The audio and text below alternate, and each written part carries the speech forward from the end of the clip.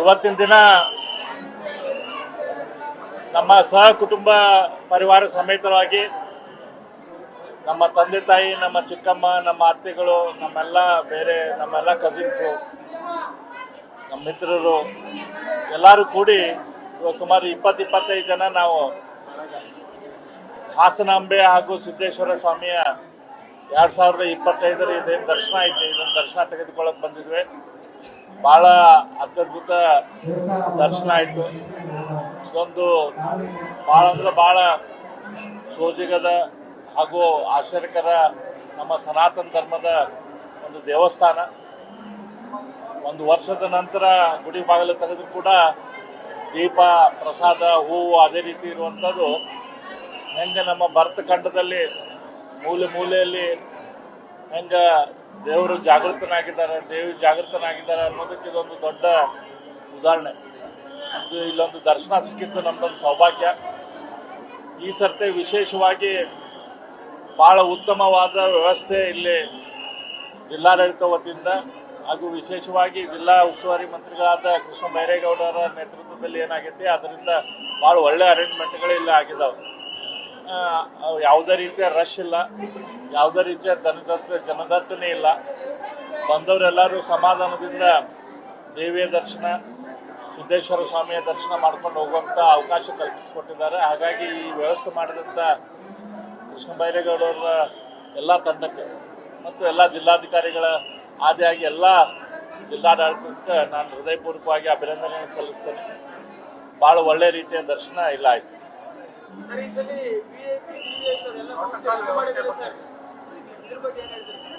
ಒಳ್ಳೆ ಸಿಸ್ಟಮ್ ಮಾಡಿದ್ದಾರೆ.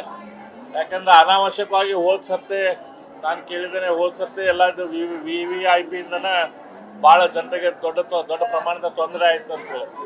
ಆದರೆ ಈ ಸರ್ತಿ ಏನು ಅವ್ಯವಸ್ಥೆ ಆಗಿದೆ ಅದರಲ್ಲಿ ಯಾರಿಗೂ ಸಾಮಾನ್ಯ ಜನರಿಗೆ ತೊಂದರೆ ಆಗದಂಗೆ ಒಳ್ಳೆ ರೀತಿಯ ವ್ಯವಸ್ಥೆ ಮಾಡಿದ್ದಾರೆ.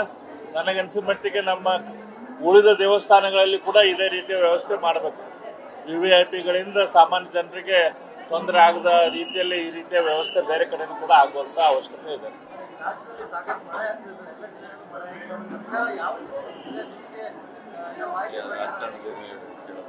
ಇಲ್ಲಿ ರಾಜಕಾರಣದ ಮಾತಾಡೋ ಸೂಕ್ತನ ದೇವಸ್ಥಾನದ ಇದರಲ್ಲಿ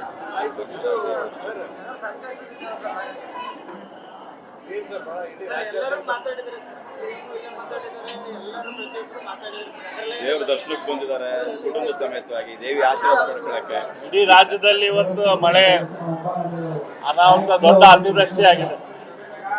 ನಮ್ಮ ಪಕ್ಷದ ವತಿಯಿಂದ ಕೂಡ ನಾವು ಇಡೀ ರಾಜ್ಯದ ಪ್ರವಾಸವನ್ನು ಮಾಡಿ ಮುಗಿಸಿದ್ದೇವೆ. ಇವತ್ತು ಬೀದರಿಂದ ಹಿಡ್ಕೊಂಡು ಮೈಸೂರು ಅಥವಾ ಉತ್ತರ ಕನ್ನಡ ಎಲ್ಲ ಕಡೆನೂ ಕೂಡ ಮಳೆಯ ಅವಾಂತರನ ಸೃಷ್ಟಿ ಮಾಡೈತಿ. ಅದಕ್ಕೆ ಯಾವುದೇ ರೀತಿಯ ಸ್ಪಂದನೆ ಮಾಡುವಂಥ ಕೆಲಸ ಸರ್ಕಾರದಿಂದ ಆಗಿಲ್ಲ. ಇವತ್ತು ತೊಗರಿ ಬೆಳೆ ಇರ್ಬೋದು, ಅಥವಾ ನಮ್ಮ ದಾವಣ ಜಿಲ್ಲೆಯಲ್ಲಿ ಹೆಸರು ಇರ್ಬೋದು, ಅಥವಾ ಸೊಂಡೂರಲ್ಲಿ ಇವನ್ನ ಭತ್ತ ಕೂಡ ಇವತ್ತು ಹಳದಿ ಆಗ್ತಾ ಇದೆ. ಅದೇ ರೀತಿ ಕಾರವಾರದಲ್ಲಿ ಅಡಿಕೆ ಕೂಡ ಕೆಟ್ಟೋಗ ರೋಗಗಳು ಬಂದಿದ್ದಾವೆ. ಈ ರೀತಿ ಇಡೀ ರಾಜ್ಯಾದ್ಯಂತ ಮಳೆ ಭಾಳ ಅಂದರೆ ಭಾಳ ಅತಿವೃಷ್ಟಿ ಜನರಿಗೆ, ರೈತರಿಗೆ, ಸಾಮಾನ್ಯ ಜನರಿಗೆ ಎಲ್ಲರಿಗೂ ತೊಂದರೆ ಮಾಡಿದೆ. ರೈತರ ಬೆಳೆನೂ ಹಾಳಾಗಿದ್ದಾವೆ, ರಸ್ತೆಗಳು ಹಾಳಾಗಿದ್ದಾವೆ. ಆದ್ರೆ ರಾಜ್ಯ ಸರ್ಕಾರ ಒಂದೇ ಒಂದು ರೀತಿಯ ಒಂದು ಪೈಸಾದಕ್ಕೆ ಸ್ಪಂದನೆ ಮಾಡುವಂಥ ಕೆಲಸ ಇನ್ನೂ ತನಕ ಆಗ್ತಾ ಇಲ್ಲ. ಮುಖ್ಯಮಂತ್ರಿಗಳು ಇಡೀ ರಾಜ್ಯಾದ್ಯಂತ ಪ್ರವಾಸ ಮಾಡಬೇಕಿತ್ತು, ಅವರು ಏನು ಪ್ರವಾಸ ಮಾಡ್ತಾ ಇಲ್ಲ. ಜಿಲ್ಲಾ ಮಂತ್ರಿಗಳಿಗೆ ಪ್ರವಾಸ ಮಾಡಿ ಅದಕ್ಕೆ ಸೂಕ್ತವಾದ ಪರಿಹಾರ ಕಲ್ಪಿಸುವಂತಲ್ಲಿ ಕೆಲಸ ಮಾಡಬೇಕಿತ್ತು. ಯಾವುದೇ ಜಿಲ್ಲಾ ಮಂತ್ರಿ ಕೂಡ ಎಲ್ಲೂ ಕೂಡ ಪ್ರವಾಸ ಮಾಡ್ತಾ ಇಲ್ಲ. ಸಂಪೂರ್ಣ ಒಂದು ರೀತಿ ತಾತ್ಸಾರ ಮನೋಭಾವ ಸರ್ಕಾರದ್ದು ಈ ರೈತರ ಬಗ್ಗೆ, ಸಮಾಜದ ಬಗ್ಗೆ ಐತಿ. ಅವ್ರಿಗೆ ಈಗ ತಮ್ಮದೇನು ಭ್ರಷ್ಟಾಚಾರ ಮತ್ತೇನು ಆಡಳಿತದ ಕುರ್ಚಿ ಸಂಬಂಧ ಏನು ಹೊಡೆದಾಟ ಐತಿ, ಅದ್ರ ಬಿಟ್ಟು ಬೇರೆ ಯಾವ್ದು ಕಡೆನೂ ಲಕ್ಷ್ಯ ಇಲ್ಲ ಸರ್ಕಾರಕ್ಕೆ.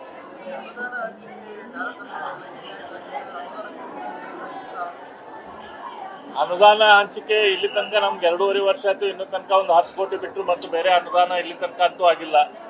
ಈಗೇನೋ 25 ಕೋಟಿ ರೂಪಾಯಿ ಅದನ್ನು ಕೊಡ್ತಿದ್ದಾರೆ. ಸಂಪೂರ್ಣವಾಗಿ ಅದು 25 ಕೋಟಿ ಈಗ ಅದು ಟೆಂಡರ್ ಆಗಿ ಕೆಲಸ ಆಗೋತ್ತಿಗೆ ಮುಂದಿನ ಎಲೆಕ್ಷನ್ ಬರುತ್ತೆ. ಹಂಗಾಗಿ ಅನುದಾನ ಅನ್ನೋದು ಇಲ್ಲೇ ಇಲ್ಲ.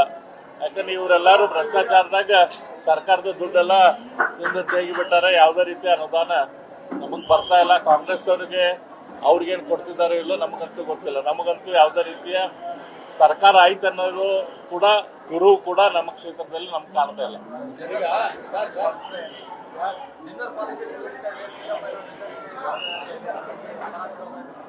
ಸರಿಗ ವಿಪಕ್ಷ ಆಗಿ ಸರ್ಕಾರ ಸಾಕಷ್ಟು ಲೋಪಗಳನ್ನ ಎತ್ತಿ ಹಿಡಿಯೋದ್ರ ಆರೋಪ ಇದೆ. ಏನ್ ಹೇಳ್ತೀವಿ?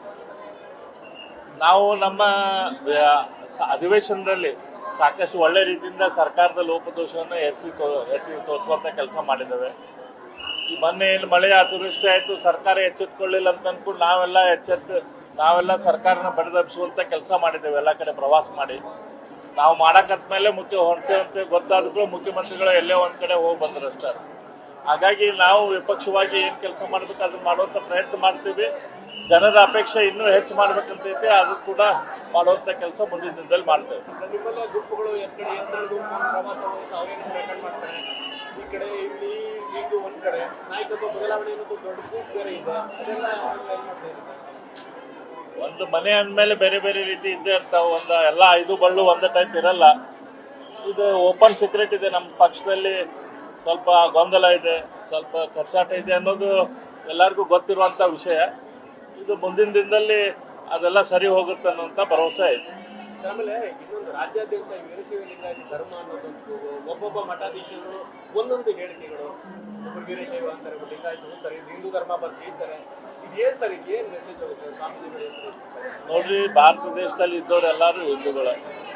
ಸನಾತನ ಬಸವಣ್ಣ ಎಲ್ಲೂ ಸತ್ಯ ಸನಾತನ ಧರ್ಮ ಫಾಲೋ ಮಾಡಬೇಡ್ರಿ ಅಂತ ನಾವೇನು ಹೇಳಿಲ್ಲ. ಬಸವಣ್ಣ ಕೂಡಲ ಸಂಗಮನ ಹೆಸರು ತಗೊಂಡ ಎಲ್ಲ ವಚನಗಳನ್ನು ಬರ್ದ. ಅಕ್ಕ ಮಹಾದೇವಿ ಚನ್ನ ಮಲ್ಲಿಕಾರ್ಜುನ ಹೆಸರು ತಗೊಂಡ ಎಲ್ಲ ವಚನಗಳನ್ನು ಬರ್ದು. ಚನ್ನ ಬಸವಣ್ಣ ದೇವ್ರ ಹೆಸರು ತಗೊಂಡ. ಜೇಡ್ರ ದಾಸಿಮಯ್ಯ ರಾಮನಾಥನ ಹೆಸರು ತಗೊಂಡ. ಎಲ್ಲ ಪ್ರತಿಯೊಂದು ಶರಣರು ಕೂಡ ಒಬ್ಬರಿಲ್ಲ ಒಬ್ಬರು ದೇವರ ಹೆಸರು ತೆಗೆದುಕೊಂಡು ತಮ್ಮ ವಚನಗಳನ್ನು ಮಾಡಿದ್ದಾರೆ.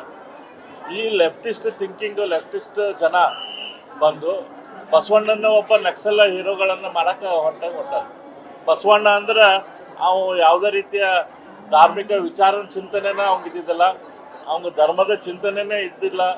ಆ ರೀತಿಯ ಭಾವನೆ ಜನರಲ್ಲಿ ಬಿತ್ತುವಂತ ಕೆಲಸ ಈ ಲೆಫ್ಟಿಸ್ಟ್ ಜನ ಮಾಡ್ತಾ ಇದ್ದಾರೆ. ಅವನ್ನೇನು ಒಂದು ನಕ್ಸಲ್ ಹೀರೋ ಮಾಡಕ್ಕೆ ಹೊರಟಿದ್ದಾರೆ. ಬಸವಣ್ಣ ಹಂಗಿಲ್ಲ. ಬಸವಣ್ಣ ಏನು ಹೇಳಿದ? ಬಸವಣ್ಣ ಸಮಾಜದಲ್ಲಿರುವಂಥ ಕಂದಾಚಾರ ಕಡಿಮೆ ಆಗ್ಬೇಕಂತ ಹೇಳಿದ. ದೇವರು ಮತ್ತು ಸಾಮಾನ್ಯ ಜನರ ನಡುವೆ ಏನು ಕಂದಕ ಇತ್ತು ಅದನ್ನ ಕಂದಕವನ್ನು ಕಡಿಮೆ ಮಾಡುವಂಥ ಕೆಲಸ ಮಾಡಿದ. ಎಲ್ಲರಿಗೂ ಆತ್ಮಲಿಂಗ ಇಷ್ಟಲಿಂಗ ಕೊಟ್ಟ. ಸಮಾಜದಲ್ಲಿರುವಂಥ ಜಾತಿ ವ್ಯವಸ್ಥೆ ತೊಡೆಯುವಂಥ ಕೆಲಸ ಬಸವಣ್ಣ ಮಾಡಿದ. ಆ ಬಸವಣ್ಣನ ಒಳ್ಳೆ ಕೆಲಸ ಅದನ್ನ ಮಾಡುದು. ಇವನಾರವ ಅನ್ನದಿರಯ್ಯ, ಇವ ನಮ್ಮವ ನನ್ನಿರನಿ ಅಂತ ಹೇಳಿದ. ಎಲ್ಲಾರನ್ನು ಕರ್ಕೊಂಡು ಹೋಗುವಂತ ಬಸವಣ್ಣ ಕೆಲಸ ಮಾಡಿದ್ರೆ ಈಗಿನ ಬಸವಣ್ಣನ ಹೆಸರಲ್ಲೇ ಇವರು ಸಮಾಜ ಒಡೆಯುವಂತ ಕೆಲಸ ಮಾಡ್ತಿದ್ದಾರೆ. ಅದು ಬಹಳ ದಿನ ನಡೆಯುದಿಲ್ಲ. 2018ರಲ್ಲಿ ಕೂಡ ಇದೇ ಕೆಲಸ ಮಾಡಕ್ ಪ್ರಯತ್ನ ಮಾಡಿದ್ರು. ಜನ ಅವರಿಗೆ ಬುದ್ಧಿ ಕಲಿಸಿದ್ರು. ಈಗೂ ಕೂಡ ಬುದ್ಧಿ ಕಲಿಸ್ತಾರೆ.